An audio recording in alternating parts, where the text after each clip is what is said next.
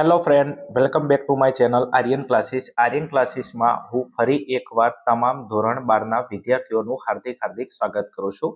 ચલો વિદ્યાર્થી મિત્રો, આપણે આ વિડીયોની અંદર તમારી બોર્ડ 2026 જે ટૂંક સમયની અંદર બોર્ડની એક્ઝામ યોજાવાની છે, તો તમારી એક્ઝામ માટે આપણે આ વિડીયોની અંદર અતિ એક મોસ્ટ આઈએમપી પેપર સેટનું સોલ્યુશન કરવાના છીએ. પેપર સેટ વિશે અહીંયા વાત કરવામાં આવશે તો Aryan classes board paper set 2026. તો આ પેપર સેટ આર્યન ક્લાસીસ ખુદ દ્વારા લોન્ચ કરેલો છે અને બોર્ડ 2026 માટે ખાસ મોસ્ટ આઈએમપી પેપર સેટ છે. વિષય તમે જોશો તો વિડીયો શેનો છે, તો વિડીયો છે તમારા અર્થશાસ્ત્ર વિષયનો છે અને પ્રશ્નપત્ર જે 2 છે પેપર સેટની અંદર ટોટલ આપણે 6 પ્રશ્નપત્ર છે. આ પ્રશ્નપત્ર 2 ની અંદર આપણે આ વિડીયોની અંદર વિભાગ સી નું સોલ્યુશન કરવાના છીએ. ઓકે, તો ખાસ વિદ્યાર્થી મિત્રો ચેનલ પર નવા હો તો ચેનલને અચૂકથી સબસ્ક્રાઇબ કરજો. વિડીયો સારો લાગે ઓકે તો વિડીયોને લાઈક કરજો, કોમેન્ટ કરજો, તમારા મિત્રો સુધી શેર કરજો. એકવાર પહેલા જુઓ આ પેપર સેટની અંદર ખાસિયતો શું શું છે, પેપર સેટ લેવાથી તમને શું ફાયદો થાય, તમને શું બેનિફિટ થાય, ઇકોનોમિક્સની અંદરથી આ પેપર સેટમાંથી 90+ માર્ક્સ કઈ રીતના આવે. એકવાર આ જે વિડીયો છે એ અમારા પેપર સેટનો ડેમો વિડીયો છે. સમજો, અમારી આર્યન ક્લાસીસ એપ્લિકેશનની અંદર જે આ પેપર સેટનું વિભાગ એબીસી નું સોલ્યુશન કરવામાં આવે છે એની અંદર વિભાગ સી નો એક ડેમો વિડીયો છે. તમે આ ટાઈપનો વિદ્યાર્થીઓને પેપર સેટ આપીને એનું સોલ્યુશન પ્રોવાઈડ કરીએ છીએ. તો ખાસ આ ડેમો વિડીયો છે, તમે એકવાર જોજો. જો વિડીયો સારો લાગે બરોબર છે તો પેપર સેટ તમારે પણ પરચેસ કરવો હોય તો તમે કરી શકો છો. ઓકે, ચલો હવે આપણે વધારે વાત નથી કરવી, પ્રશ્નપત્રના સોલ્યુશન ઉપર આવતા રહીશું. ચલો, વિભાગ સી ની અંદર નીચે આપેલા 31 થી 46 સુધીના 16 પ્રશ્નોમાંથી કોઈ પણ 12 પ્રશ્નોના ઉત્તર ટૂંકમાં લખો. ઓકે, અને 24 ગુણનો આપણો વિભાગ છે. ઓકે, એટલે વિભાગ સી ની શરૂઆત થાય છે 41 થી 46 સુધીના પ્રશ્નો અને 16 પ્રશ્નોમાંથી કોઈ પણ તમારે 12 પ્રશ્નો લખવાના છે. પ્રત્યેકના 2 ગુણ છે, 24 ગુણનો આપણો વિભાગ છે. ઓકે, એટલે તમને જે 16 પ્રશ્નો આપવામાં આવે છે આ વિભાગ સી ની અંદર 16 માંથી તમારે 12 પ્રશ્નો લખવાના છે. દરેક પ્રશ્નના તમને 2 ગુણ મળવા પાત્ર છે, તો 12 દુના 24 ગુણનો આપણો વિભાગ છે. ઓકે, ચલો જોઈએ હવે પેપર સેટની અંદર જે આપણા મોસ્ટ આઈએમપી વિભાગ સી ના પ્રશ્નો છે અને એની અંદર વિભાગ સી નો આપણો પહેલો પ્રશ્ન છે, આકૃતિ એટલે શું, તે શા માટે દોરવામાં આવે છે. આકૃતિની વ્યાખ્યા છે અને શા માટે દોરવામાં આવે છે, પ્રશ્ન ઓલરેડી પૂછાઈ ગયેલો છે. ઓકે, ચલો હવે જોઈએ પહેલા આપણે આકૃતિની વ્યાખ્યા. તમને પહેલા વ્યાખ્યા કહે તો વ્યાખ્યા લખો. ઓકે, ચલો, આકૃતિ એટલે સ્વયંસ્પષ્ટ માહિતીનું ચિત્ર દ્વારા નિરૂપણ. આકૃતિ એટલે સ્વયંસ્પષ્ટ માહિતીનું ચિત્ર દ્વારા નિરૂપણ. મોસ્ટ આઈએમપી વ્યાખ્યા છે, તૈયાર કરી નાખજો. વિભાગ બી ની અંદર વારંવાર વ્યાખ્યા પૂછાશે. ઓલરેડી જે વિદ્યાર્થીઓ આપણો પેપર સેટ પરચેસ કરેલો છે તો એમને ખબર છે વિભાગ બી માં પ્રશ્ન આવી ગયો છે. વ્યાખ્યા શું છે, આકૃતિ એટલે સ્વયંસ્પષ્ટ માહિતીનું ચિત્ર દ્વારા નિરૂપણ એટલે આકૃતિ. ઓકે, અને તે શા માટે દોરવામાં આવે છે, તો અહીંયા લખેલું છે આકૃતિ દોરવાના કારણો નીચે મુજબ છે. જોઈએ આપણે એના કારણો, કયા કયા કારણો થ્રુ આકૃતિ દોરવામાં આવે છે. તો નંબર 1 ની અંદર છે વિજ્ઞાપન કંપનીઓ ચિત્રો દ્વારા જાહેરાતનું આકર્ષણ ઊભું કરવા માટે. જે વિજ્ઞાપન, જે જાહેરાત કરતી જે કંપનીઓ છે એ શું કરે છે, ચિત્રો દ્વારા જાહેરાતનું આકર્ષણ ઊભું કરવા માટે. તો એ શું કરે છે, વિજ્ઞાપનની જે કંપનીઓ છે એ ચિત્રો દોરી અને જાહેરાત કરી અને એ શું કરે છે, પોતાની જે વસ્તુ છે, પોતાની જે પ્રોડક્ટ છે એના તરફ શું કરે છે, આકર્ષણ કરે છે. તમે જોતા હશો બજારની અંદર ઘણા બધા ચિત્રો દોરેલા છે, ઘણી બધી આકૃતિ દોરેલી છે. એ આકૃતિ દોરી અને આપણે એ વસ્તુ, એ પ્રોડક્ટ બરોબર છે આપણે લેવાની ઈચ્છા થાય છે. તો આકૃતિ શા માટે દોરવામાં આવે છે, તો વિજ્ઞાપન કંપનીઓ ચિત્રો દ્વારા જાહેરાતનું આકર્ષણ ઊભું કરવા માટે. આકૃતિના લીધે જે વિજ્ઞાપન કંપનીઓ છે જાહેરાત કરી અને લોકોને શું કરી શકે છે, ગ્રાહકોને આકર્ષી શકે છે. નંબર 2, રાજ્ય સરકાર વિવિધ ક્ષેત્રોની માહિતી આપવા માટે. રાજ્ય સરકારને કોઈ વિવિધ ક્ષેત્રોની માહિતી આપવા માટે તમે જો સરકારની ઘણી બધી એવી યોજનાઓ છે, સરકારના ઘણા બધા એવા આયોજનો હોય છે કે જે આકૃતિ દ્વારા સરકાર મોટા મોટા બેનર લગાવેલો હોય છે, એના દ્વારા આપણને એ માહિતી પ્રોવાઈડ કરે છે. તો રાજ્ય સરકાર વિવિધ ક્ષેત્રોની માહિતી આપવા માટે. આગળ જોઈએ, ત્રીજું કારણ છે સામાજિક સંસ્થાઓ જુદા જુદા સામાજિક પ્રશ્નોની અસરકારક રજૂઆત દ્વારા સમાજમાં જાગૃતિ ફેલાવવા માટે. જે સામાજિક સંસ્થાઓ છે, જે સમાજમાં કામ કરતી હોય છે એ શું કરે છે, જુદા જુદા સામાજિક પ્રશ્નો, જે સમાજમાં જુદા જુદા જે પ્રશ્નો છે આ પ્રશ્નોની અસરકારક રજૂઆત, એની અસરકારક રજૂઆત દ્વારા સમાજમાં શું લાવે છે, જાગૃતિ ફેલાવવા માટે. તમે જોશો તો ગામડે ગામડે તાલુકે તાલુકે, સિટી સિટી, ઘણી જગ્યાએ તમે ગલીએ ગલીએ મોટા મોટા બેનર જોતા હોય છો, અને આ બેનર સમાજને લગતા હોય છે, અને સમાજની અંદર જે પ્રશ્નો હોય છે એ પ્રશ્નો એ લોકો આકૃતિ દ્વારા લોકોને શું કરે છે, આકર્ષણ કરે છે, અને સમાજમાં શું આવે છે, જાગૃતતા આવે છે. તો આકૃતિ આ 3 કારણો માટે દોરવામાં આવે છે. ઓકે, ચલો આગળ જઈશું એના પછી નેક્સ્ટ પ્રશ્ન નંબર આપણો 32મો છે, અને વિભાગ સી નો બીજો પ્રશ્ન. અભ્યાસ કરવામાં કોમ્પ્યુટર ટેકનોલોજી કઈ રીતના ઉપયોગી બને છે? અભ્યાસ કરવામાં કોમ્પ્યુટર ટેકનોલોજી કઈ રીતના ઉપયોગી બને છે? પ્રશ્ન તમે જો કેટલી વાર પૂછાયેલો છે, સ્ટાર વાળો મોસ્ટ આઈએમપી પ્રશ્ન છે કે તમારા અભ્યાસ કરવામાં કોમ્પ્યુટર ટેકનોલોજી એટલે કોમ્પ્યુટરની જે ટેકનોલોજી આપણે એના વિશે લખવું છે, અને એ આપણને કઈ રીતના ઉપયોગી બને છે અભ્યાસ કરવાની અંદર. ઓકે, ચલો હળો આગળ જોઈએ એના પછી જવાબની અંદર. તો અહીંયા લખેલું છે જો, અર્થશાસ્ત્રનો અભ્યાસ કરવામાં કોમ્પ્યુટર ટેકનોલોજી નીચે મુજબ ઉપયોગી બને છે. ચલો કઈ રીતના ઉપયોગી બને છે? તો નંબર 1માં પહેલો મુદ્દો છે, અર્થશાસ્ત્રના સિદ્ધાંતો કે અટપટી આંકડાકીય માહિતીની કોમ્પ્યુટર આલેખ દ્વારા રજૂઆત કરી ખૂબ સરળતાથી સમજાવી શકાય છે. અર્થશાસ્ત્રની અંદર કેટલાક એવા સિદ્ધાંતો છે કે કેટલીક અટપટી આંકડાકીય ગૂંચવણ ભરી માહિતી, અટપટી માહિતી છે, આ માહિતીની કોમ્પ્યુટર શું કરે છે, આલેખ દ્વારા રજૂઆત કરે છે. આલેખ દ્વારા રજૂઆત કરીને ખૂબ સરળતાથી સમજાવી શકાય છે. તો અર્થતંત્રના અર્થશાસ્ત્રના કેટલાક સિદ્ધાંતો હોય કે કેટલી અટપટી જે માહિતી હોય છે, આ માહિતીને કોમ્પ્યુટર આલેખ દ્વારા રજૂઆત કરીને ખૂબ સરળતાથી સમજાવી શકાય છે. ચલો આગળ બીજા નંબરનો મુદ્દો છે, કોમ્પ્યુટર એક્સેલ શીટમાં કોમ્પ્યુટરની અંદર એક્સેલ શીટ બરોબર છે, આખો પ્રોગ્રામ આવે છે. કોમ્પ્યુટર એક્સેલ શીટમાં અર્થશાસ્ત્રની વિપુલ માહિતી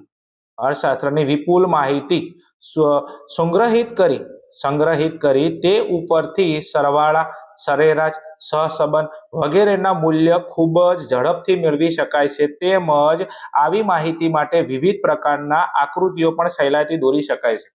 કોમ્પ્યુટરની અંદર એક્સેલ શીટની અંદર અર્થશાસ્ત્રની વિપુલ પ્રમાણમાં માહિતી સંગ્રહ કરીને એના ઉપરથી સરવાળા છે, તમારે એની સરેરાશ કાઢવી હોય, સહસંબંધ એનો શોધવો હોય, વગેરેનું મૂલ્ય તમે ખૂબ ઝડપથી મેળવી શકો છો. તેમજ આવી માહિતી માટે વિવિધ પ્રકારની આકૃતિઓ પણ સહેલાઈથી દોરી શકાય છે.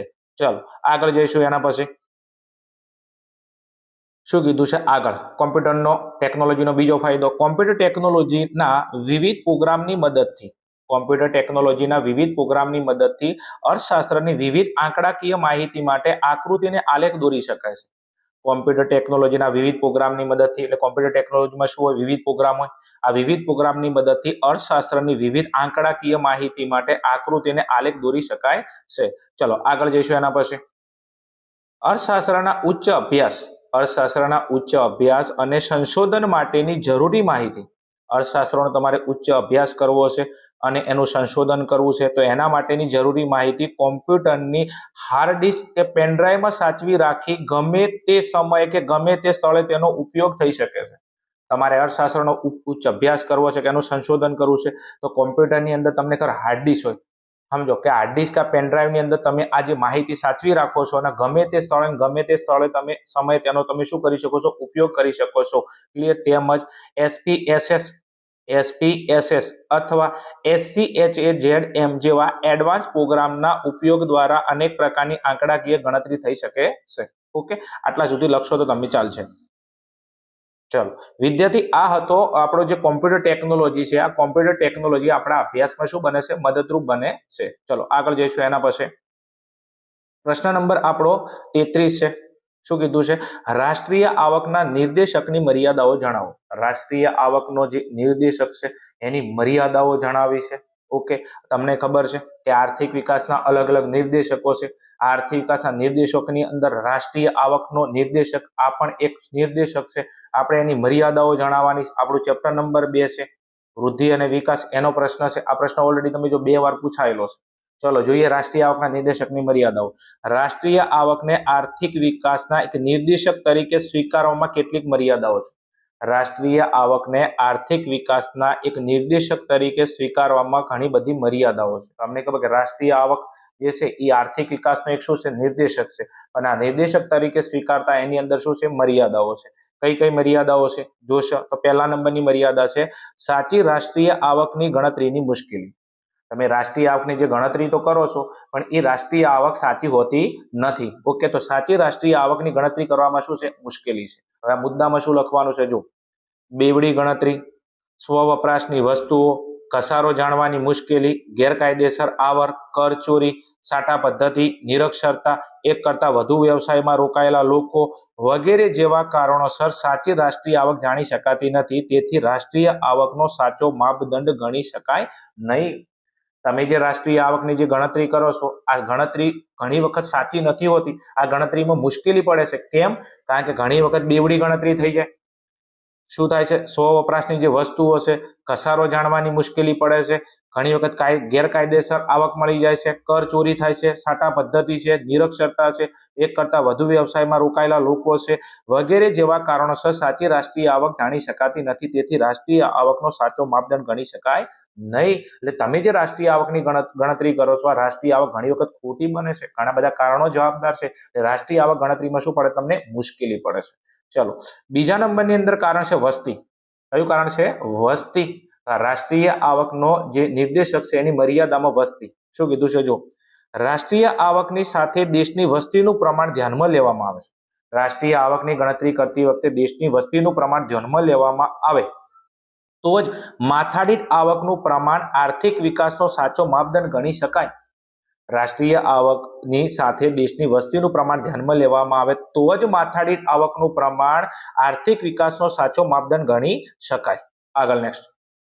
ચલો, એના પછી ત્રીજા નંબરની મર્યાદા છે રાષ્ટ્રીય આવકની ગણતરીની પદ્ધતિ. રાષ્ટ્રીય આવક ગણવા માટે તમે કઈ પદ્ધતિનો ઉપયોગ કરો છો, આ પણ એક એની મર્યાદા છે. શું છે આમાં? વિશ્વના દેશો જુદી જુદી પદ્ધતિથી રાષ્ટ્રીય આવકની ગણતરી કરે છે. સાચી વાત છે કે રાષ્ટ્રીય આવક ગણવા માટે જુદી જુદી પદ્ધતિઓ છે અને વિશ્વના દેશો રાષ્ટ્રીય આવક ગણવા માટે જુદી જુદી પદ્ધતિઓનો શું કરે છે? ઉપયોગ કરે છે. અને જુદી જુદી પદ્ધતિનો ઉપયોગ કરીને રાષ્ટ્રીય આવકની શું કરે છે? ગણતરી કરે છે. તેથી આંતરરાષ્ટ્રીય સ્તરે રાષ્ટ્રીય આવકની તુલનાનું કાર્ય શું બને છે? મુશ્કેલ બને છે. આંતરરાષ્ટ્રીય સ્તરે બરોબર છે, દેશ લેવલે તમારે રાષ્ટ્રીય આવકની તુલના કરવી હોય તો એનું કાર્ય શું બને છે? મુશ્કેલ બને છે. તો 3 મુદ્દા હતા આની અંદર. રાષ્ટ્રીય આવકનો જે નિર્દેશક છે એની મર્યાદામાં. પહેલા નંબરનો મુદ્દો હતો સાચી રાષ્ટ્રીય આવકની ગણતરીની મુશ્કેલી. એક રાષ્ટ્રીય આવક જે તમે જે ગણતરી કરો છો એ સાચી નથી મળતી, એની ગણતરીમાં ઘણી બધી મુશ્કેલી પડે છે. બીજા નંબરનો એનું મર્યાદા છે વસ્તી અને ત્રીજા નંબરની એની મર્યાદા છે રાષ્ટ્રીય આવકના ગણતરીની પદ્ધતિ. ચલો આગળ જઈશું એના પછી. દરેક વાલા વિદ્યાર્થીઓ જે હાલ અર્થશાસ્ત્રનો વિડીયો જોઈ રહ્યા છે એ વાલા વિદ્યાર્થીઓને ખાસ જણાવવાનું કે તમે આ જે વિડીયો જોઈ રહ્યા છો એ ડેમો વિડીયો છે. હવે તમે કહેશો કે બેન શેનો ડેમો વિડીયો છે? તો આ ડેમો વિડીયો છે આપણા આર્યન ક્લાસીસ એપ્લિકેશનની અંદર વિદ્યાર્થીઓ ધોરણ 12 આર્ટ્સને લગતા 5 વિષયનો પેપર સેટ આપણા એપ્લિકેશનમાં લોન્ચ કરેલો છે. અને આ જે પેપર સેટ છે એ તમને તમારી જે બોર્ડની એક્ઝામ હવે નજીક છે એ એક્ઝામની અંદર જે પેપર પૂછાવાના છે એ પેપરના જે પ્રશ્નો છે એ તમને આપણા આ પેપર સેટમાંથી બેઠે બેઠા મળી જવાના છે. હે બેન? હા, એવું જ છે. તો આ જે પેપર છે એ તમે ખરીદી અને તમારી બોર્ડની તૈયારીને તમે સુપર ડુપર હિટ બનાવી શકો છો. તો બેન એના માટે અમારે શું કરવાનું છે? કાંઈ નથી કરવાનું. આર્યન ક્લાસીસ એપ્લિકેશન ડાઉનલોડ કરવાનું છે. એપ્લિકેશન ડાઉનલોડ કરી અને તમે જેવું જ પેમેન્ટ કરશો એવા જ તમને 5 વિષયનો પેપર સેટ મળી જશે. આ 5 વિષયની અંદર તમને તત્વજ્ઞાન મળે છે, મનોવિજ્ઞાન, ભૂગોળ, સમાજશાસ્ત્ર અને અર્થશાસ્ત્ર. આ 5 વિષય તમને મળે છે અને 5 વિષયની અંદર વિભાગ A, B અને વિભાગ C નું સોલ્યુશન આવી જ રીતે વિડીયોના સ્વરૂપે કરાવેલું છે, જે વિભાગ C નો વિડીયો તમે હાલ જોઈ રહ્યા છો. હવે અમુક વિદ્યાર્થીઓ એવા હશે કે બેન અમારે આટલા બધા વિષયની જરૂર નથી, અમારે ખાલી ને ખાલી અર્થશાસ્ત્ર વિષયની જ જરૂર છે. હા, તો મળી જશે. એકલું તમારે અર્થશાસ્ત્ર ખરીદવું છે તો 99 રૂપિયાની અંદર તમે ઇકોનોમી વિષય, અર્થશાસ્ત્ર વિષય એકલો ખરીદી શકો છો. એની સાથે બીજા વિદ્યાર્થીઓ એવા છે કે બેન અમારા આમાંથી 2-3 વિષય છે, 2 જ વિષય છે, બધા નથી, તો એનું પણ સોલ્યુશન છે. તમે એક વિષય ખરીદી શકો છો. અથવા જો તમારા 4 વિષય છે તો ભેગા તમે 4 વિષયનો પેપર સેટ, 5 વિષયનો પેપર સેટ સાથે ખરીદી શકો છો. આ દરેક માટે તમારે શું કરવાનું છે? સિમ્પલ અને એનું સોલ્યુશન આપી દઉં તો તમને અહીંયા સ્ક્રીન ઉપર આ નંબર આપેલો છે, આની ઉપર તમારે ફોન મેસેજ કરી અને મને વધારે માહિતી માટે તમે કોન્ટેક્ટ કરી શકો છો. રાહ કરી જો છો, ફટાફટ બોર્ડની એક્ઝામ નજીક છે તો મારા દરેક વાલા વિદ્યાર્થીઓને નમ્ર વિનંતી છે કે તમે જો સારી ટકાવારી લાવો છો, સારા માર્ક્સે પાસ થવા માંગો છો તો આ પેપર સેટ તમારા માટે રામબાણ ઇલાજ સાબિત થઈ શકે છે. તો ફટાફટ આજે જ આર્યન ક્લાસીસ એપ્લિકેશન ડાઉનલોડ કરી અને પેપર સેટ ખરીદી અને ભણવાનું ચાલુ કરી દો. ચલો આગળ વધો તમે પાછા તમારા વિડીયોમાં. પ્રશ્ન નંબર આપણો 34 છે. આર્થિક વિકાસના લક્ષણો જણાવો ગમે તે 4. આર્થિક વિકાસના લક્ષણો જણાવો ગમે તે 4 મોસ્ટ આઈએમપી સ્ટાર વાળો પ્રશ્ન છે. ચેપ્ટર નંબર 2 નો પ્રશ્ન છે. આર્થિક વિકાસના લક્ષણો જણાવો ગમે તે 4. 4 લક્ષણો તમારે જણાવવાના છે. બીજું અહીંયા 4 માંગેલા તમારે 4 લખવાના, 2 માંગેલા હોય તો તમારે 2 લખવાના. તો હું સમજુ છું કે વિભાગ સી ની અંદર આ પ્રશ્ન પૂછવાનો છે, પણ તમને 4 માંગેલા છે એટલે આપણે 4 લખવા પડશે. ચલો શું છે 4 લક્ષણો તમે જોશો. આર્થિક વિકાસ એ સતત ચાલતી પ્રક્રિયા છે. આર્થિક વિકાસ એ શું છે? સતત ચાલતી પ્રક્રિયા છે. પહેલા નંબરનું લક્ષણ છે કે આર્થિક વિકાસ એ સતત ચાલતી પ્રક્રિયા છે. જોઈએ એની અંદર આર્થિક વિકાસની પ્રક્રિયા ચોક્કસ દિશામાં નિયત ક્રમમાં ધીમી પણ મજબૂત પ્રક્રિયા છે. આર્થિક વિકાસની પ્રક્રિયા ચોક્કસ દિશામાં થાય છે અને નિયત ક્રમમાં ધીમી પણ મજબૂત પ્રક્રિયા છે. એટલે આર્થિક વિકાસ ભલે ધીમો ધીમો થતો હોય, પણ આ એક જેવી છે સતત ચાલતી અને એક મજબૂત પ્રક્રિયા છે. કોઈ પણ દેશમાં વિકાસની પ્રક્રિયા શરૂ કરવાનું કામ સરળ છે. કોઈ પણ દેશની અંદર આર્થિક વિકાસ કામની પ્રક્રિયા શરૂ કરવાનું કામ કેવું સરળ છે, પણ તે જાળવી રાખવાનું કામ મુશ્કેલ છે. એટલે આર્થિક વિકાસનું કામ કોઈ પણ દેશમાં શરૂઆત તો થઈ જાય છે, પણ એને જાળવી રાખવું શું છે? મુશ્કેલ છે. સામાન્ય રીતે વિકાસની પ્રક્રિયા શરૂઆતમાં ઝડપી હોય છે, પણ સમય જતા વિકાસની પ્રક્રિયા ધીમી પડે છે. આર્થિક વિકાસની પ્રક્રિયા જ્યારે ચાલુ થાય છે ત્યારે શરૂઆતમાં કેવી હોય છે? ઝડપી હોય છે, પણ સમય જતા વિકાસની પ્રક્રિયા કેવી પડી જાય છે? ધીમી પડી જાય છે. એટલા માટે કહેવાય છે કે આર્થિક વિકાસ એ જેવી પ્રક્રિયા છે, સતત ચાલતી પ્રક્રિયા છે. આગળ નેક્સ્ટ. એના પછી બીજા નંબરનો મુદ્દો, પરિમાણાત્મક અને ગુણાત્મક પરિવર્તન થાય છે. આર્થિક વિકાસની અંદર શું થાય છે? પરિમાણાત્મક અને ગુણાત્મક પરિવર્તન થાય છે. ઓકે, જોઈએ એની અંદર આર્થિક વિકાસમાં ઉત્પાદનમાં વધારો એટલે પરિમાણાત્મક પરિવર્તન. આર્થિક વિકાસની અંદર ઉત્પાદનમાં જે વધારો થાય છે એને કહેવાય છે પરિમાણાત્મક પરિવર્તન, અને સંશોધનો દ્વારા વસ્તુની ગુણવત્તામાં સુધારો થાય છે એને કહેવાય ગુણાત્મક પરિવર્તન. ખબર પડે છે? આર્થિક વિકાસમાં ઉત્પાદનમાં વધારો થાય એને કહેવાય પરિમાણાત્મક પરિવર્તન, અને સંશોધન દ્વારા વસ્તુની ગુણવત્તામાં સુધારો થાય એને કહેવાય ગુણાત્મક પરિવર્તન. ઉત્પાદનમાં વધારો થાય એને કહેવાય પરિમાણાત્મક પરિવર્તન, અને ઉત્પાદનમાં વધારાની સાથે સાથે એની ગુણવત્તામાં સુધારો થાય એને કહેવાય ગુણાત્મક પરિવર્તન. આ આર્થિક વિકાસની અંદર ઉત્પાદનમાં વધારો થાય છે એનું પણ ધ્યાન રાખવામાં આવે છે, અને એની ગુણવત્તા સચવાય છે એનું પણ ધ્યાન રાખવામાં આવે છે, પરંતુ ગુણાત્મક પરિવર્તનો વધારે થાય છે. એટલે એની અંદર ગુણાત્મક પરિવર્તનો કેવા થાય છે? વધારે થાય છે. આ આપણો MCQ છે. ચલો આગળ જવું છે નેક્સ્ટ. ચલો એના પછી ત્રીજા નંબરનું લક્ષણ છે માંગમાં પરિવર્તન આવે છે. માંગમાં શું આવે છે? પરિવર્તન આવે છે. ચલો જોઈએ એની અંદર વિકાસ થવાથી લોકોની આવક વધે છે. વિકાસ થવાથી લોકોની શું વધે છે? આવક. સીધી વાત છે કે દેશનો વિકાસ થાય તો લોકોની શું વધે? આવક વધે છે. રુચિ બદલાય છે, પરિણામે માંગ બદલાય છે. વિકાસ થવાથી લોકોની આવક વધે છે, તેથી રુચિ બદલાય છે, તેથી માંગ બદલાય છે. વિકાસની શરૂઆતના તબક્કામાં પ્રાથમિક વસ્તુની માંગ ઝડપથી વધે છે, ત્યારબાદ મોજશોખ અને સુખ સગવડ વસ્તુઓની માંગ વધી જાય છે. વિકાસ થાય એટલે શરૂઆતની અંદર લોકોની આવક વધે તો શરૂઆતની અંદર પ્રાથમિક વસ્તુની માંગ ઝડપથી વધી જાય, ત્યારબાદ મોજશોખ અને સુખ સગવડની વસ્તુઓની માંગ શું થઈ જાય છે? વધી જાય છે. આગળ નેક્સ્ટ. એના પછી શ્રમની ગતિશીલતા વધે છે. શ્રમની શું વધે છે? ગતિશીલતા વધે છે. વિકાસને કારણે શિક્ષણ વધતા જે શ્રમ છે, જે શ્રમિક છે એની ગતિશીલતા શું છે? વધી જાય છે. એટલે શ્રમિક વિકાસ થવાના કારણે એના અંદર શિક્ષણ આવે છે. શિક્ષણ આવતા શ્રમિક પોતાનો વિસ્તાર છોડી અને બીજી જગ્યાએ શું કરવા માટે જાય? કામ કરવા માટે જાય છે. એટલે કે વિકાસને કારણે શિક્ષણ વધતા શ્રમિકની ગતિશીલતા વધે છે. શ્રમિક એક જગ્યા છોડીને બીજી જગ્યાએ નોકરી ધંધો વ્યવસાય માટે જાય છે. ઓકે, આ હતા આપણા આર્થિક વિકાસના 4 લક્ષણો. પહેલા નંબરનું લક્ષણ કયું હતું? આર્થિક વિકાસ એ સતત ચાલતી પ્રક્રિયા છે. બીજા નંબરમાં આર્થિક વિકાસમાં પરિમાણાત્મક અને ગુણાત્મક પરિવર્તન આવે છે. ત્રીજા નંબરની અંદર આપણું છે માંગમાં શું આવે છે? પરિવર્તન આવે છે. ચોથા નંબરમાં શું છે? શ્રમની ગતિશીલતા વધે છે. ઓકે, ચલો આગળ જઈશું નેક્સ્ટ. એના પછી પ્રશ્ન નંબર આપણો 35 છે ફુગાવાના લક્ષણો જણાવો. આપણું ચેપ્ટર નંબર 3 છે નાણું અને ફુગાવ. ફુગાવાના આપણે લક્ષણો જણાવવાના છે. ઓકે, મૂળ ટૂંકની અંદર પહેલા ફુગાવા વિશે તમને ખ્યાલ હોવો જોઈએ. ફુગાવો એટલે વસ્તુના જે ભાવ એકાએક વધી જાય. દેશમાં વસ્તુના ભાવો સતત વધી જાય, દેશના વસ્તુના ભાવો એકાએક વધી જાય એવી સ્થિતિને ફુગાવો કહેવાય. ઓકે, હવે એના લક્ષણો આપણે જોવાના છે. પ્રશ્ન તમે જો કેટલી વાર પૂછાયેલો છે. સ્ટાર વાળો પ્રશ્ન છે, મોસ્ટ આઈએમપી. ફુગાવાની વિવિધ વ્યાખ્યાઓના આધારે ફુગાવાના લક્ષણો નીચે મુજબ સ્પષ્ટ થાય છે.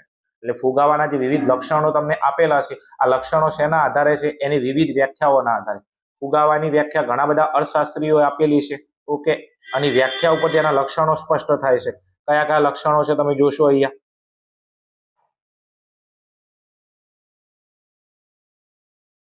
ચલો જોઈએ એના લક્ષણો આપણે. આપણું પહેલા નંબરનું લક્ષણ છે કે ફુગાવામાં ભાવ સપાટીમાં સતત વધારો થાય છે. એટલે કે દેશની અંદર જ્યારે પણ ફુગાવો થાય છે તો દરેક વસ્તુના ભાવોની અંદર સતત શું થાય છે? વધારો થઈ જાય છે. કારણ કે ફુગાવાની વ્યાખ્યા છે કે વસ્તુના ભાવમાં થતો સતત વધારો એટલે ફુગાવો. એટલે જ્યારે પણ કોઈ દેશની અંદર ફુગાવો આવે છે ત્યારે દરેક વસ્તુના ભાવની અંદર સતત શું થઈ જાય છે? વધારો થઈ જાય છે. બીજા નંબરમાં ફુગાવો એ નાણાકીય ઘટના છે. સાચી વાત છે, કારણ કે નાણું વસ્તુના ભાવ વધે છે, ઓકે, એટલે જ ફુગાવો થાય છે. તો ફુગાવો એ નાણાકીય ઘટના છે. તેથી અર્થતંત્રના બધા ક્ષેત્રોમાં ભાવ વધી જાય છે. ફુગાવો એ નાણાકીય ઘટના છે, કારણ કે નાણાં વસ્તુના ભાવ વધી જાય છે, ઓકે. તેથી અર્થતંત્રમાં બધા ક્ષેત્રોમાં ભાવ વધી જાય છે. એટલે કોઈ દેશની અંદર જ્યારે ફુગાવો આવશે ત્યારે એ દેશની અંદર બધા જ ક્ષેત્રોની અંદર વસ્તુના ભાવો શું થઈ જાય? વધી જાય છે. ભાવો આસમાને પહોંચી જાય છે. આગળ નેક્સ્ટ ત્રીજા નંબરનું લક્ષણ, ફુગાવામાં ભાવ સપાટીમાં સતત અને સર્વગ્રાહી વધારો થાય છે. ફુગાવો જ્યારે દેશની અંદર થાય છે ત્યારે ભાવ સપાટીમાં સતત અને સર્વગ્રાહી વધારો. સતત એટલે વસ્તુના ભાવો સતત વધી જાય. સર્વગ્રાહી, સર્વ એટલે બધા ક્ષેત્રોની અંદર ભાવો શું થઈ જશે? વધી જાય છે.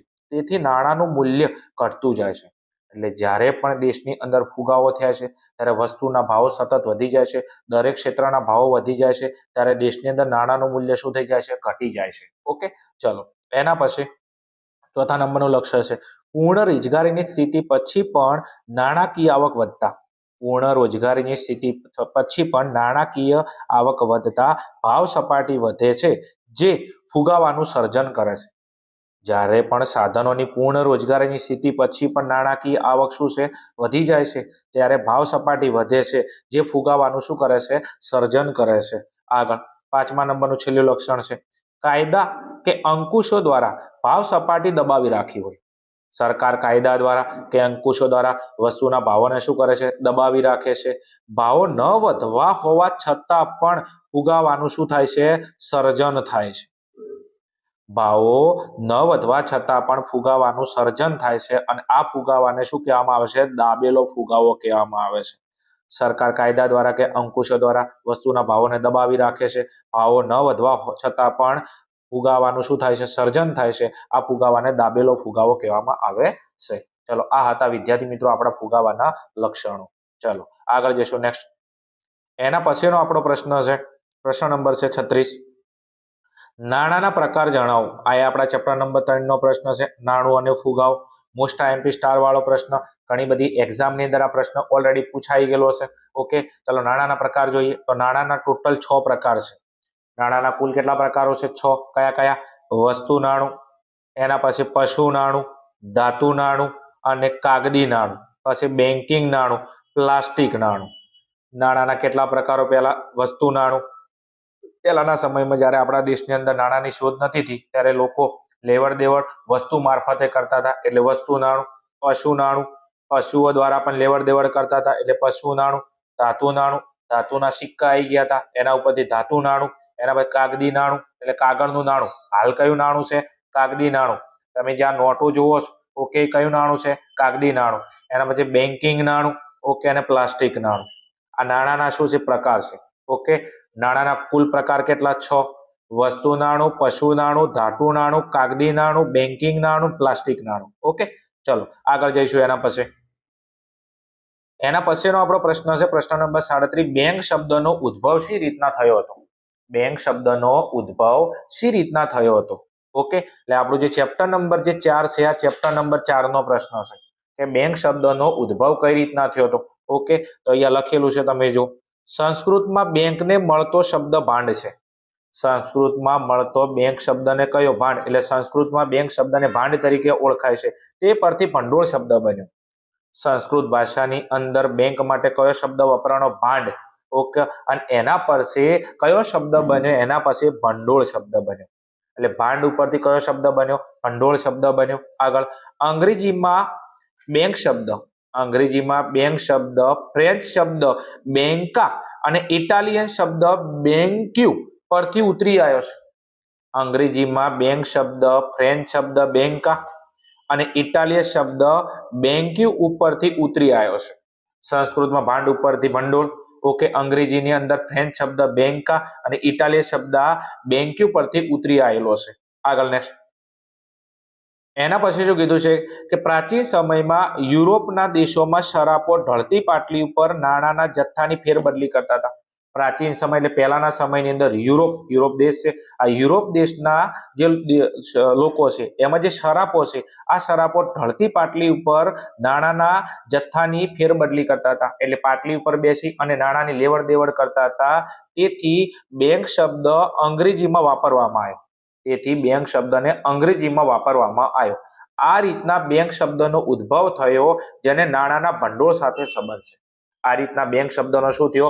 ઉદ્ભવ થયો છે. અને બેંક શબ્દને કોની સાથે સંબંધ છે? નાણાંના ભંડોળની સાથે સંબંધ છે. ચલો આગળ જઈશું. એના પછી પ્રશ્ન નંબર છે આપણો 38. બચત ખાતાની થાપણો અને રિકરિંગ ખાતાની થાપણો એટલે શું? ફરી પાછા ચેપ્ટર નંબર 4 નો પ્રશ્ન છે. બચત ખાતાની થાપણો અને રિકરિંગ ખાતાની થાપણો.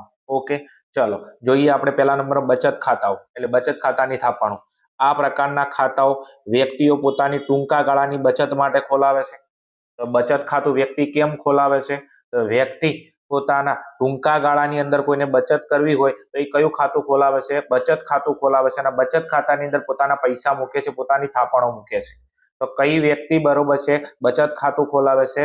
એવી વ્યક્તિ બચત ખાતું ખોલાવે છે જેને ટૂંકા ગાળા માટે પોતાના પૈસા બેંકની અંદર મૂકવા હોય છે, પોતાના પૈસા બચત ખાતાની અંદર મૂકવા હોય છે, તો એ બચત ખાતું ખોલાવે છે. આગળ, ખાતામાંની રકમ પણ તેને વ્યાજ મળે છે. એટલે બચત ખાતું તમે ખોલાઈ એમાં તમે જે નાણાં મૂકો છો, આ બચત ખાતા ઉપર બેંક તમને શું આપે છે? વ્યાજ આપે છે. અને જરૂર પડે છે ત્યારે નાણાં ચેક, ડેબિટ કાર્ડ અને ક્રેડિટ કાર્ડ વગેરેથી ઉપાડી પણ શકાય છે. એટલે બચત ખાતાની અંદર તમે જે પૈસા મૂક્યા છે ટૂંકા ગાળા માટે, ખાતું ખોલાઈ, ઓકે, બેંક એના ઉપર વ્યાજ આપે છે. અને તમારે જ્યારે ગ્રાહકની જરૂર હોય છે ત્યારે બેંક આ પૈસા ચેક દ્વારા, ડેબિટ કાર્ડ દ્વારા કે ક્રેડિટ કાર્ડ દ્વારા ઉપાડી પણ શકાય છે. એટલે બેંકની અંદર બચત ખાતામાં તમે પૈસા મૂક્યા છે તો બેંક એના બદલામાં વ્યાજ પણ આલે છે. અને જ્યારે પણ ગ્રાહકને જરૂર પડે છે ત્યારે આ પૈસા ઉપાડવા માટે ચેક, ક્રેડિટ કાર્ડ અને ડેબિટ કાર્ડની બેંક શું આપે છે? સગવડ પણ આપે છે. આવા ખાતાની થાપણોને બચત ખાતાની થાપણો કહેવામાં આવે છે. ચલો એના પછી રિકરિંગ ખાતાની થાપણો જોઈએ આપણે. શું કીધું છે રિકરિંગ ખાતાની થાપણોમાં? અહીંયા જુઓ. ઓકે, રિકરિંગ ખાતાની થાપણો. આ પ્રશ્ન વિભાગ બી માં વારંવાર પૂછાય છે. રિકરિંગ ખાતાની થાપણો. અને ઓલરેડી વિભાગ બી માં આપણા પ્રશ્નપત્રમાં પ્રશ્ન આવી ગયેલો છે. ઓકે, ચલો જોઈએ રિકરિંગ ખાતાની સગવડ એટલે શું. આવા ખાતાઓ જે વ્યક્તિઓ એકે સાથે બચત કરવા ન ઈચ્છતી હોય પરંતુ અમુક ચોક્કસ સમયગાળા દરમિયાન દર મહિને કોઈ ચોક્કસ રકમ ખાતામાં જમા કરવા ઈચ્છતી હોય એવી વ્યક્તિઓ ખોલાવે છે. રિકરિંગ ખાતું કોણ ખોલાવે છે? તો જે વ્યક્તિ એકે સાથે બચત કરવા ઈચ્છતી નથી. તો એકે સાથે ચમ બચત કરવા? કારણ કે એની જોડે પૈસા નથી. બધા જોડે થોડા પૈસા હોય, સમજો. અમુક જોડે એકે સાથે પૈસા હોય તો એ પોતાનું બચત ખાતું ખોલીને પૈસા એની અંદર નાખી દેશે. અમુક લોકો એવા હોય છે કે જેમને બચત તો કરવી છે, પૈસા બેંકમાં મુકાવા તો છે, ઓકે, પણ એ એમ કહે છે કે અમે મહિને મહિને બેંકની અંદર પૈસા મૂકશે. તો આવા ખાતા જે વ્યક્તિઓ એકી સાથે બચત કરવા ન ઈચ્છતી હોય પરંતુ અમુક ચોક્કસ સમયગાળા દરમિયાન દર મહિને ચોક્કસ રકમ ખાતામાં જમા કરવા ઈચ્છતી હોય તેવી વ્યક્તિઓ ખોલાવે છે. તો રિકરિંગ ખાતું જે એકી સાથે બચત કરવા ઈચ્છતા ના હોય અને જે લોકો મહિને મહિને પોતાના પૈસા બેંકની અંદર મૂકવા માંગતા હોય એવા વ્યક્તિઓ રિકરિંગ ખાતું ખોલાવે છે. આગળ, આ પ્રકારના ખાતામાં વ્યક્તિની થાપણ વધતી જાય છે. સીધી વાત છે કે તમે મહિને મહિને તમે બેંકની અંદર તમારા પૈસા જમા કરાવો છો તો બચત ખાતાની અંદર તમારી થાપણ વધતી જાય છે. અને જમા રકમ પર તેને વ્યાજ પણ મળતું રહેશે. ગ્રાહકના પૈસા ગ્રાહક મહિને મહિને બેંકની અંદર થાપણ મૂકશે તો ગ્રાહકની થાપણ બેંકની અંદર વધતી રહેશે. અને બેંક જે પૈસા ગ્રાહકે બેંકમાં મૂક્યા છે, એના ખાતામાં મૂક્યા છે બેંકની અંદર, બેંક એના જમા રકમ ઉપર શું આપે છે? વ્યાજ પણ આપે છે. ઓકે, આવી થાપણોને રિકરિંગ ખાતાની થાપણો કહેવામાં આવે છે. આવા ખાતાને રિકરિંગ ખાતાઓ કહેવામાં આવે છે. ચલો આગળ જઈશું. એના પછી પ્રશ્ન નંબર આપણો 39 છે. ગરીબી રેખાની મર્યાદાઓ જણાવો. પ્રશ્ન શું છે? ગરીબી રેખાની મર્યાદાઓ જણાવો. તમે જોશો માર્ચ 2022 અને 23 માં પ્રશ્ન પૂછાઈ ગયેલો છે. એટલે આઈ હોપ તમારે બી પૂછાઈ શકે છે. ઓકે, ચલો શું કીધું છે? જીવન નિર્વાહ માટે લઘુત્તમ માથાદીઠ વપરાશી ખર્ચને ગરીબી રેખા કહેવામાં આવે છે. જીવન નિર્વાહ માટે લઘુત્તમ માથાદીઠ વપરાશી ખર્ચને ગરીબી રેખા કહેવામાં આવે છે. ગરીબી રેખાની વ્યાખ્યા છે જીવન નિર્વાહ એટલે જીવન જીવવા માટે, લઘુત્તમ એટલે ઓછામાં ઓછો, માથાદીઠ એટલે એક વ્યક્તિ દીઠ, ઓકે, વપરાશી ખર્ચને ગરીબી રેખા કહેવામાં આવે છે. ચલો હવે એની મર્યાદાઓ. ગરીબી રેખાની મર્યાદા એ છે કે તેમાં ફક્ત કેલેરી વપરાશને આધારે જ નક્કી કરવામાં આવે છે. ગરીબી રેખાની મુખ્ય મર્યાદા એ છે કે તેમાં ફક્ત કેલેરી વપરાશને આધાર તરીકે જ લેવામાં આવે છે. ગરીબી રેખાની અંદર મુખ્ય આધાર કોને લેવામાં આવે છે? કેલરીના વપરાશને જ લેવામાં આવે છે. આ એની શું છે? મુખ્ય મર્યાદા છે. ચલો આગળ જઈએ એના પછી. બીજા નંબરની મર્યાદા, ગરીબી એ આર્થિક પરિસ્થિતિ છે. સાચી વાત છે, પૈસા નથી ત્યાર તો એ માણસ ગરીબ છે. તો ગરીબી એ કેવી પરિસ્થિતિ છે? આર્થિક પરિસ્થિતિ છે. અને ભૂખ એક શારીરિક પરિસ્થિતિ છે. ગરીબી એ આર્થિક પરિસ્થિતિ છે, એટલે ગરીબી એ પૈસાને લગતી પરિસ્થિતિ છે, અને ભૂખ એ શારીરિક પરિસ્થિતિ છે. ઓકે, તમારા શરીરમાં ભૂખ લાગે છે, સમજો. ઓકે, તેથી ગરીબી રેખા ભૂખમરાની રેખા બનીને રહી જાય છે.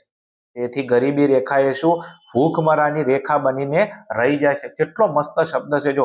ગરીબી એ આર્થિક પરિસ્થિતિ છે.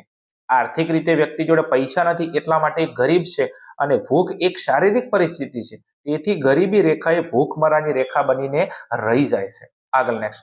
ગરીબી રેખાના ખ્યાલને ગતિશીલ બનાવવા, ગરીબી રેખાના ખ્યાલને ગતિશીલ બનાવવા જીવનની ગુણવત્તાની લઘુત્તમ સપાટી નક્કી કરવી જોઈએ.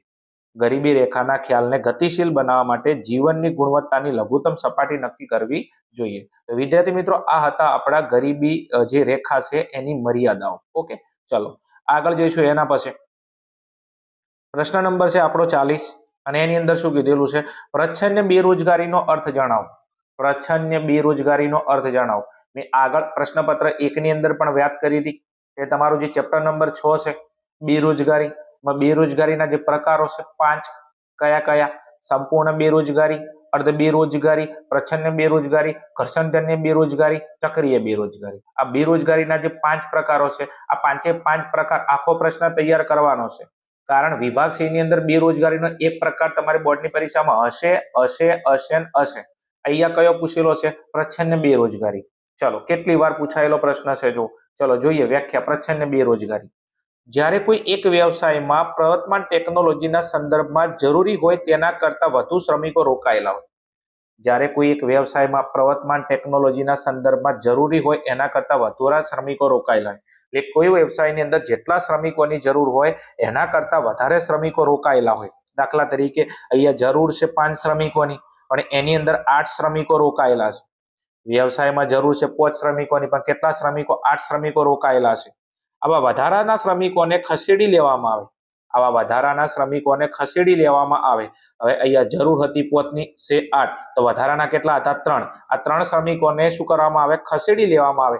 તો પણ ઉત્પાદનમાં કોઈ ફરક પડતો નથી. તો પણ ઉત્પાદનમાં કોઈ ફરક પડતો નથી. 5 જણા હતા, બરોબર છે. જરૂર હતી 5ની છે 8, વધારાના 3 માણસો અહીંથી ખસેડી લીધા. કેટલા જણા વધ્યા? 5 જણા. છતાં પણ 3 વ્યક્તિને ખસેડી લીધા છતાં પણ ઉત્પાદનમાં કોઈ ફરક પડતો નથી. તો તેઓ પ્રચ્છન્ન બેરોજગાર કહેવાય છે. તેઓ શું કહેવાય છે? પ્રચ્છન્ન બેરોજગાર કહેવાય છે. એટલે આ 3 વ્યક્તિ કેવા હતા? દેખી રીતે ઉત્પાદનમાં જોડાયેલા હતા, પણ એમાં ઉત્પાદનમાં 3 જણાનો ફાળો શું હતો? શૂન્ય હતો. તો એને શું કહેવાય છે? પ્રચ્છન્ન બેરોજગાર. અને એવી બેરોજગારીને પ્રચ્છન્ન બેરોજગારી કહેવામાં આવે છે. કોઈ એવો વ્યવસાય હોય, આ વ્યવસાયની અંદર જેટલા શ્રમિકોની જરૂર હોય, આ જરૂર કરતા વધારે શ્રમિકો રોકાયેલા હોય, વધારાના શ્રમિકોને ત્યાંથી ખસેડી લેવામાં આવે તો ઉત્પાદનની અંદર કોઈ ફેરફાર ના થાય. ઓકે, તો આવા બેરોજગારીને પ્રચ્છન્ન બેરોજગાર કહેવાય, અને આવી બેરોજગારીને પ્રચ્છન્ન બેરોજગારી કહેવામાં આવે છે. ચલો એની અંદર જોઈએ હવે આગળ કઈ રીતના છે. વિભાગ સી માં છે એટલે આપણે થોડું લખાણ લખીશું અહીંયા. પ્રચ્છન્ન બેરોજગારી એટલે છુપી બેરોજગારી. પ્રચ્છન્ન બેરોજગારીનું બીજું નામ શું છે? છુપી બેરોજગારી. ચમ? કારણ મેં તમને હમણાં કીધું કે જરૂર હતી 5ની, માણસો કામ કરતા હતા 8, તો 3 માણસો જે ખસેડી લીધા આ કેવા હતા? છુપા બેરોજગાર હતા. તો પ્રચ્છન્ન બેરોજગારી એટલે છુપી બેરોજગારી, જેમાં પ્રચ્છન્ન બેરોજગારીની સીમાંત ઉત્પાદકતા શૂન્ય હોય છે. જે છુપા બેરોજગાર છે, ઓકે, આ પ્રચ્છન્ન છુપા જે બેરોજગાર છે એની સીમાંત ઉત્પાદકતા શું હોય છે? શૂન્ય હોય છે. તો આ 3 જણા જે દેખીતી રીતે કોમમાં લાગેલા હતા પણ ઉત્પાદનમાં ફાળો શૂન્ય હતો, તો આ 3 જણાની સીમાંત ઉત્પાદકતા શું હોય છે? શૂન્ય હોય છે. જોઈએ આપણે એને ઉદાહરણ દ્વારા સમજીએ પ્રચ્છન્ન બેરોજગારીને. ખેતી ક્ષેત્રે જમીનના મહત્તમ ઉપયોગ માટે વધુમાં વધુ 5 વ્યક્તિઓને કામ આપી શકાય છે. ખેતી ક્ષેત્રે જમીનના મહત્તમ ઉપયોગ માટે વધુમાં વધુ 5 વ્યક્તિઓને કામ આપી શકાય છે. એટલે ખેતીની અંદર બરોબર છે 5 વ્યક્તિઓ, 5 શ્રમિકો, 5 ખેડૂતોને કામ આપી શકાય છે. તેમ છતાં અન્ય કામ ન મળવાથી ઘરની વધારાની 3 વ્યક્તિઓ કામમાં જોડાઈ જાય છે. 5 જણની જરૂર હતી. ઓકે, અને આ 3 વ્યક્તિ એવા હતા કે જેમને કામ ન મળ્યું, તો આ 3 વ્યક્તિ પણ આ કામમાં જોડાઈ જાય છે. તો હવે આ કામમાં કેટલા જણા થઈ ગયા? 8 જણા થઈ ગયા. આ વધારાની 3 વ્યક્તિઓ દેખીતી રીતે કામ કરતી જણાય છે. આ 3 વ્યક્તિ બરોબર છે જરૂર હતી પોતની, 3 જણા વધારે આયા છે. આ 3 જણા તમે જુઓ ને તો એ કામમાં લાગેલા છે. ઓકે, પરંતુ તેમનો ઉત્પાદનમાં કોઈ ફાળો હોતો નથી. આ 3 જણા દેખીતી રીતે લાગેલા છે પણ ઉત્પાદનમાં કોઈ ફાળો હોતો નથી. વળી તેમને કામ પર ન રાખવાથી કુલ ઉત્પાદનમાં કોઈ પણ ઘટાડો ન થતો. આ 3 લોકોને બરોબર છે કામમાં તમે રાખો કે ન રાખો, બરોબર છે આ 3 લોકોને તમે કોઈ ન રાખો તો ઉત્પાદનમાં કોઈ પણ ઘટાડો થતો નથી. તેથી વધારાના આ 3 ખેત મજૂરો પ્રચ્છન્ન બેરોજગાર છે એમ કહેવામાં આવે છે. ચલો વિદ્યાર્થી મિત્રો, આ હતી આપણી પ્રચ્છન્ન બેરોજગારી. ઓકે, એની વ્યાખ્યા અને એનું ઉદાહરણ. ચલો એના પછી નેક્સ્ટ આપણો પ્રશ્ન નંબર છે 41. ઓકે, શું છે પ્રશ્ન નંબર 41? ઘર્ષણજન્ય બેરોજગારીનો અર્થ અને ઉદાહરણ આપો. ઘર્ષણજન્ય બેરોજગારી હું તમને ફરી કહું છું, બેરોજગારીના 5 પ્રકારો છે. સંપૂર્ણ બેરોજગારી, અર્ધ બેરોજગારી, એના પછી છે ચક્રીય બેરોજગારી અને ઘર્ષણજન્ય બેરોજગારી. ઓકે, આ બેરોજગારીના જે 5 પ્રકારો છે, 5ની અંદરથી એક પ્રકાર તમારી પરીક્ષામાં હશે ને હશે. આગળ પ્રચ્છન્ન બેરોજગારી આવ્યો. હવે ફરી પાછો પ્રશ્ન કયો છે? ઘર્ષણજન્ય બેરોજગારી, એની વ્યાખ્યા અને એનું ઉદાહરણ. પ્રશ્ન તમે જો કેટલી વાર પૂછાયેલો છે. ઓકે, ચલો જોઈએ ઘર્ષણજન્ય બેરોજગારી એટલે શું. જ્યારે ઉત્પાદન પદ્ધતિમાં અને ચીજ વસ્તુના ઉત્પાદનમાં ફેરફાર થાય. એટલે ઉત્પાદનની પદ્ધતિમાં ફેરફાર થાય અને ચીજ વસ્તુના ઉત્પાદનમાં ફેરફાર થાય. સંશોધનને કારણે નવી વસ્તુઓ બજારમાં આવે. સંશોધનના કારણે નવી વસ્તુઓ શું આવે? બજારમાં આવે. ત્યારે કેટલાક શ્રમિકો થોડા સમય માટે બેરોજગાર બને છે. આવી બેરોજગારીને ઘર્ષણજન્ય બેરોજગારી કહેવામાં આવે છે. કઈ રીતના છે? જ્યારે ઉત્પાદન પદ્ધતિમાં શું થાય? ફેરફાર થાય અને ચીજ વસ્તુના ઉત્પાદનમાં ફેરફાર થાય. ત્યારે સંશોધનને કારણે, એટલે સંશોધન થયું, ટેકનોલોજી બદલાણી, એના લીધે નવી વસ્તુઓ શું આવે છે? બજારમાં આવે છે. ત્યારે કેટલાક શ્રમિકો થોડા સમય માટે શું બની જાય છે? બેરોજગાર બને છે. આવી બેરોજગારીને ઘર્ષણજન્ય બેરોજગારી કહેવામાં આવે છે. ચલો આગળ. જૂની ટેકનોલોજીના સ્થાને નવી ટેકનોલોજી આવે. એટલે અર્થતંત્રમાં જૂની ટેકનોલોજીના સ્થાને શું આવે? નવી ટેકનોલોજી આવે. ત્યારે જૂની ઉત્પાદન પદ્ધતિ વાળા કેટલાક એકમો બંધ પડે છે. જે જૂની ઉત્પાદન પદ્ધતિથી ઉત્પાદન કરતા હતા એવા કેટલાક એકમો, ઉદ્યોગો બંધ પડે છે. પરિણામે તેમાં રોકાયેલા શ્રમિકો નવી ટેકનોલોજી મુજબ પ્રશિક્ષણ કે તાલીમ ન મેળવે ત્યાં સુધી તેઓ બેરોજગાર બેસી રહેશે. તો જ્યાં સુધી એ ઉદ્યોગની અંદર જૂની ટેકનોલોજીમાં કામ કરતા હતા, એ ઉદ્યોગની અંદર એ જે કામ કરતા શ્રમિકો છે એ નવી ટેકનોલોજીનું જ્યાં સુધી એમને જ્ઞાન ના આવે, એમને શિક્ષણ ના આવે, એમને તાલીમ ન મળે ત્યાં સુધી એ લોકો બેરોજગાર બને છે. તાલીમ મળતા તેઓ રોજગારી મેળવી લે છે. આમ ઘર્ષણજન્ય બેરોજગારી ટૂંકા ગાળાની રોજગારી હોય છે. ઘર્ષણજન્ય શું છે? ટૂંકા ગાળાની રોજગારી હોય છે. ઓકે, ચલો હવે એના પછી આપણે એનું ઉદાહરણ જોઈએ ઘર્ષણજન્ય બેરોજગારીનું. સ્ટેનલેસ સ્ટીલના વાસણો બજારમાં મુકાયા. સ્ટેનલેસ સ્ટીલના વાસણો મુકાયા, બજારમાં મુકાયા. તેથી તાંબા પિત્તળના વાસણોની માંગમાં શું થઈ ગયો? ઘટાડો થઈ ગયો. માર્કેટની અંદર બજારમાં કયા વાસણ આવી ગયા? સ્ટેનલેસ સ્ટીલના વાસણ આવી ગયા. તેથી તાંબા પિત્તળના વાસણોની માંગમાં ઘટાડો થઈ ગયો. પરિણામે તાંબા પિત્તળના વાસણો બનાવનારા વ્યવસાયમાં રોકાયેલા શ્રમિકો બેરોજગાર બની ગયા. સ્ટેનલેસ સ્ટીલના વાસણો બજારમાં આવ્યા, તેથી તાંબા પિત્તળના જે વાસણો હતા એની માંગ શું થઈ ગઈ? ઘટી ગઈ. પરિણામે જે તાંબા પિત્તળના વાસણો બનાવતા હતા એ વ્યવસાયમાં રોકાયેલા શ્રમિકો બેરોજગાર બન્યા. આ સ્વરૂપની બેરોજગારીને ઘર્ષણજન્ય બેરોજગારી કહેવામાં આવે છે. ચલો આગળ જઈશું એના પછી. પ્રશ્ન નંબર છે આપણો 42. શું કીધું છે? બેરોજગારીનું સ્વરૂપ જાણવા માટે, બેરોજગારીનું સ્વરૂપ જાણવા માટે શ્રી રાજકૃષ્ણએ રજૂ કરેલા જે માપદંડો છે, અહીંયા લખવાનું છે માપદંડો, પરીક્ષાની અંદર અહીંયા છે માપદંડો. ઓકે, બેરોજગારીનું સ્વરૂપ જાણવા માટે શ્રી રાજકૃષ્ણએ રજૂ કરેલા જે માપદંડો છે એના માત્ર નામ જણાવો. તો બેરોજગારી ચેપ્ટરની અંદર જે બેરોજગારીનું સ્વરૂપ છે, ઓકે, આ બેરોજગારીનું સ્વરૂપ જાણવા માટે એના માટેના જે 4 માપદંડો છે આ કોને આપ્યા હતા? રાજકૃષ્ણએ. જે પેપર સેટ પરચેસ કરેલો છે વિદ્યાર્થીને ખબર છે, મારે કહેવાની જરૂર નથી કે બેરોજગારીના માપદંડો કેટલા? 4. આ કોને આપ્યા હતા? શ્રી રાજકૃષ્ણ. વિભાગ એ અને બી માં વારંવાર પૂછાતો 1000% ના 1000% એમપી પ્રશ્ન છે. કે બેરોજગારીના માપદંડો કેટલા? 4. આ કોને આપ્યા હતા? રાજકૃષ્ણએ આપ્યા હતા. હવે આ માપદંડોના આપણે નામ જણાવવાના છે. તો બેરોજગારીનું સ્વરૂપ જાણવા માટેના શ્રી રાજકૃષ્ણએ 4 માપદંડો રજૂ કર્યા હતા. મોસ્ટ આઈએમપી પ્રશ્ન વિભાગ A અને B માટે બેરોજગારીનું સ્વરૂપ જાણવા માટેના માપદંડો કેટલા? તો 4 માપદંડો. આ કોને રજૂ કર્યા હતા? રાજકૃષ્ણએ રજૂ કર્યા હતા. હવે આ 4 માપદંડો આપણે એના નામ જણાવવાના છે. કયા કયા છે? તો સમય, આવક, સંમતિ અને ઉત્પાદકતા. પાકું. બેરોજગારીનું સ્વરૂપ, એનો પ્રકાર જાણવો છે તો એના માટેના માપદંડો 4 છે. આ કોને આપ્યા હતા? રાજકૃષ્ણએ. 4 માપદંડો કયા છે? પહેલા નંબરમાં છે સમય, બીજા નંબરમાં આવક, ત્રીજા નંબરમાં સંમતિ, ચોથા નંબરમાં ઉત્પાદકતા. આ પ્રશ્ન તમારી પરીક્ષામાં ABC એમાં ગમે જે ના હોય અથવા D ની અંદર તો મારું નામ બદલી નાખું એમ સમજો, એટલે આ પ્રશ્ન તૈયાર કરી નાખજો એમ. ચલો આગળ જવું છે નેક્સ્ટ. એના પછી પ્રશ્ન નંબર આપણે 43 કીધો છે, વેપાર તુલા અને લેણ દેણની તુલાનો અર્થ આપો. વેપાર તુલા અને લેણ દેણની તુલાનો અર્થ આપો.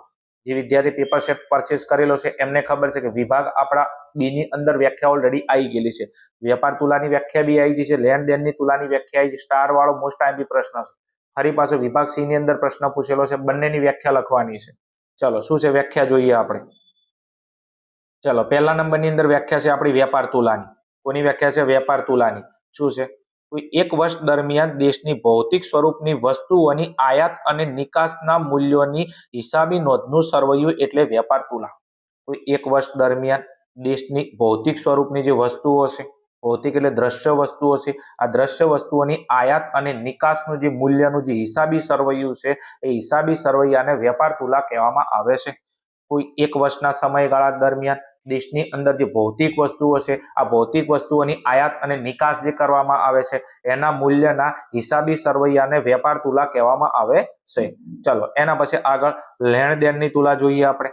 લેણ દેણની તુલા એટલે એક દેશના બીજા દેશ સાથેના, લેણ દેણની તુલા એટલે એક દેશના બીજા દેશ સાથેના વેપારના મૂલ્યનું સરવૈયું.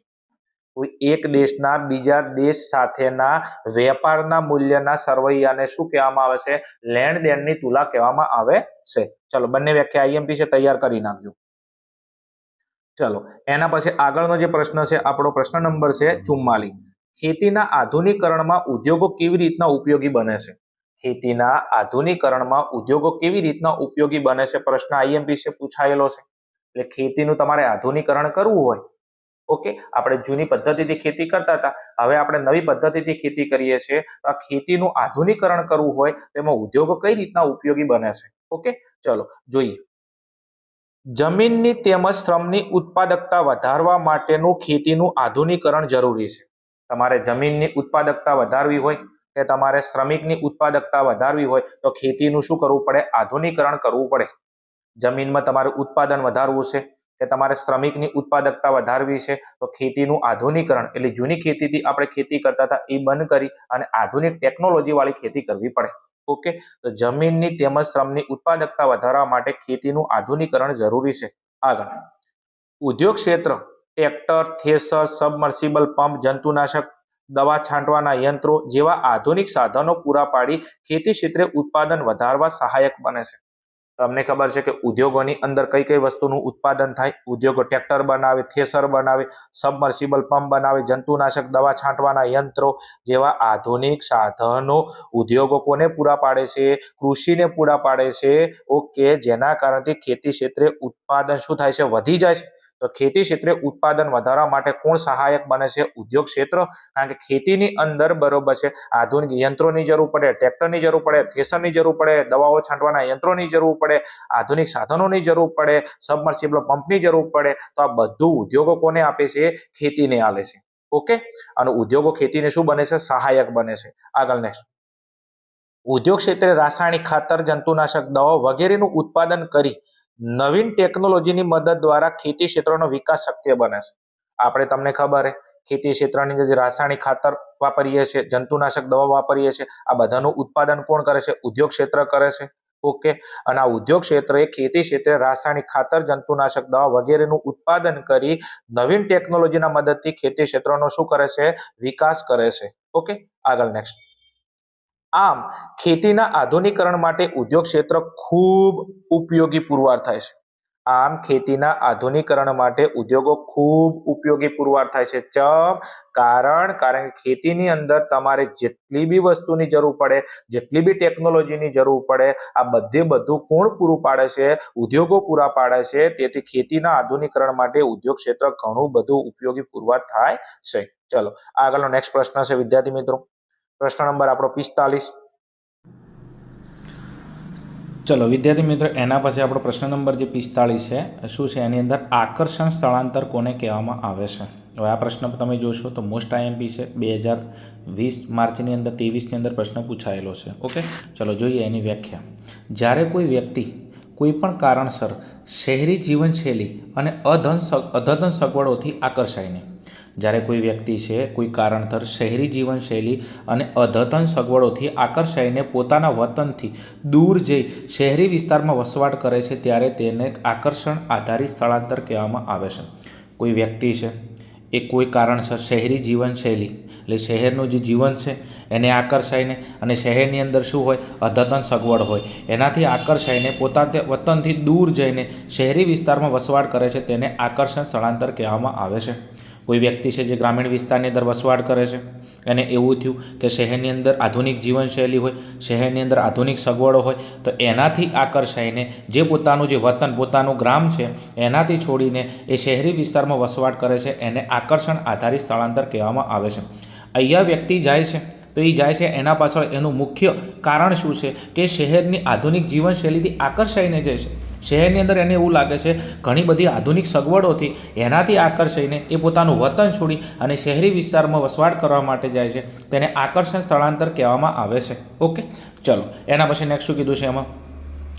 તેવી જ રીતે દેશ કરતાં અન્ય દેશોની ઉચ્ચ જીવનશૈલી, કોઈ વ્યક્તિ દેશમાં રહે છે અને અન્ય દેશોની અંદર ઉચ્ચ જીવનશૈલી, અત્યાધુનિક સુવિધાઓ એટલે આધુનિક સુવિધાઓ તેમજ નોકરીની વિશાળ તકોને કારણે વ્યક્તિ અન્ય દેશોમાં એટલે કે વિદેશમાં વસવાટ કરવા માટે જાય તેને પણ આકર્ષણ આધારિત સ્થળાંતર કહેવામાં આવે છે. ફોર એક્ઝામ્પલ તરીકે કોઈ વ્યક્તિ છે ભારતની અંદર રહે છે, એને એવું લાગે કે અમેરિકાની અંદર ઉચ્ચ જીવનશૈલી છે, અમેરિકામાં આધુનિક સુવિધાઓ છે, તો એને એવું લાગે કે ભારતની અંદર બરાબર છે, મને જે નોકરી મળે છે એના કરતાં અમેરિકાની અંદર મને સારો એવો પગાર, સારી એવી નોકરી મળે છે, નોકરીની વિશાળ તકો મળે એવી છે, તો એ વ્યક્તિ ભારત છોડી અને અમેરિકાની અંદર વસવાટ માટે વિદેશમાં જાય છે તો એને પણ શું કહેવામાં આવે છે? આકર્ષણ આધારિત સ્થળાંતર કહેવામાં આવે છે. તમે તમારા ગ્રામીણ વિસ્તારમાં રહેતા હોય, તમને એવું થયું કે શહેરની અંદર આધુનિક જીવનશૈલી છે, શહેરની અંદર બરાબર છે સારું એવું જીવન ધોરણ છે, શહેરમાં નોકરીની સારી તકો મળે એવી છે, તો તમે ગ્રામ્ય વિસ્તારમાંથી શહેરી જીવનશૈલીથી આકર્ષાઈને શહેરી વિસ્તારમાં જઈને વસવાટ કરો તો એને શું કહેવામાં આવે છે? આકર્ષણ સ્થળાંતર કહેવામાં આવે છે. આ સ્થળાંતરનો મુખ્ય હેતુ શું છે કે વ્યક્તિને આકર્ષણ થાય છે, કોઈક વ્યક્તિથી આકર્ષણ થાય છે, કોઈ વસ્તુથી આકર્ષણ થાય છે, કોઈ જીવનશૈલીથી આકર્ષણ થાય છે અને આકર્ષણને આધારે વ્યક્તિ પોતાનું વતન છોડી અને શહેરી વિસ્તારમાં વસવાટ માટે જાય છે, એટલા માટે એનું નામ શું છે? આકર્ષણ આધારિત સ્થળાંતર. ઓકે, ચલો એના પછી આગળ જવું છે. ચલો આપણો વિભાગ સીનો લાસ્ટ એન્ડ ફાઇનલ પ્રશ્ન છે, પ્રશ્ન નંબર 47. ખાદ્ય જંગલ મોડેલના ફાયદાઓ જણાવો. મોસ્ટ IMP સ્ટારવાળો પ્રશ્ન છે, જે આપણું ચેપ્ટર નંબર 12 છે. ઓકે, એનો પ્રશ્ન છે.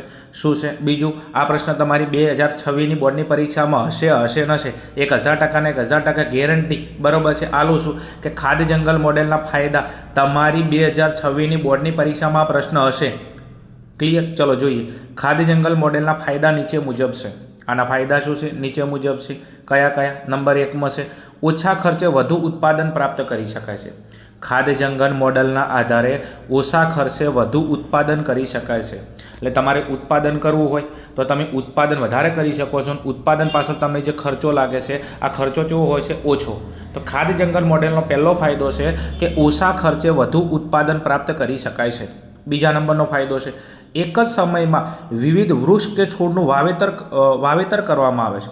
એક જ સમયની અંદર તમે વિવિધ વૃક્ષ કે છોડનું તમે શું કરી શકો છો? વાવેતર કરી શકો છો. એટલે સમય એક જ છે, એક જ સમયમાં તમે વિવિધ વૃક્ષ અને વિવિધ છોડનું શું કરી શકો છો? વાવેતર કરી શકો.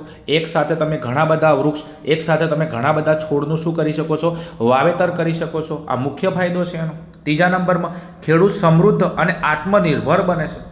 ખાદ્ય જંગલ મોડેલની અંદર જો ખેડૂત ખેતી કરે છે તો એ ખેડૂત સમૃદ્ધ બને છે અને આત્મનિર્ભર બને છે. શું બને છે? આત્મનિર્ભર બને છે. ઓકે, તો ખાદ્ય જંગલ મોડેલના આ છે ફાયદા. નંબર 1માં છે ઓછા ખર્ચે વધુ ઉત્પાદન પ્રાપ્ત કરી શકાય છે, એટલે ઉત્પાદન વધારે થાય છે, ખર્ચો કેવો થાય છે, ઓછો થાય છે, તો આ તો ખેડૂતને ફાયદો થશે. બીજું, એક જ સમયમાં વિવિધ વૃક્ષ અને છોડનું વાવેતર કરવામાં આવે છે. એવું નથી કે એક જ સમયમાં એક જ વૃક્ષ, એક જ પ્રકારના વૃક્ષ કે એક જ પ્રકારના છોડનું વાવેતર થાય. ના, એક જ સમયમાં એકથી વધારે પ્રકારના વૃક્ષ અને એકથી વધારે પ્રકારના છોડનું તમે વાવેતર કરી શકો છો. હવે આ બે વસ્તુ થાય, ઓછા ખર્ચે વધુ ઉત્પાદન મળે, એક જ સમયમાં વધુ વૃક્ષ અને વધારે છોડનું વાવેતર થાય, તો ખેડૂત ચો બની જાય, સમૃદ્ધ બની જાય અને ખેડૂત શું બની જાય છે? આત્મનિર્ભર બની જાય છે. ઓકે, ચલો વિદ્યાર્થી મિત્રો, આ હતો આપણું પ્રશ્નપત્ર 2નો વિભાગ C નું સોલ્યુશન. આઈ હોપ, આશા રાખું છું કે વિભાગ C ની અંદર દરેક પ્રશ્નમાં તમને ખબર પડી છે.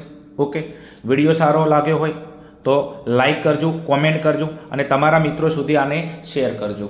ઓકે, ચલો મળીશું આપણે આવા જ કોઈ પ્રશ્નપત્રના સોલ્યુશન સાથે. ત્યાં સુધી જોતા રહો અમારી channel Aryan classes. Okay, thank you. જય હિન્દ, જય ભારત, તથાસ્તુ.